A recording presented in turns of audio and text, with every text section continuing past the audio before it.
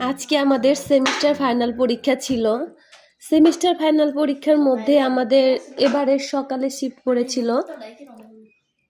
সকালের শিফটের মধ্যে পরীক্ষা দিলে আসলে সকালবেলা রান্না করে রেখে যাওয়া যায় না। সেক্ষেত্রে দুপুরবেলা এসে রান্না করতে করতে 3টা সাড়ে 3টা বেজে যায়। তো আজকেও আমার সকালে শিফটে পরীক্ষা ছিল। পরীক্ষার পর বাসায় এসে দেখি রান্না করার কিছু নাই, তো আবার সবজি কিনে নিয়ে আসি।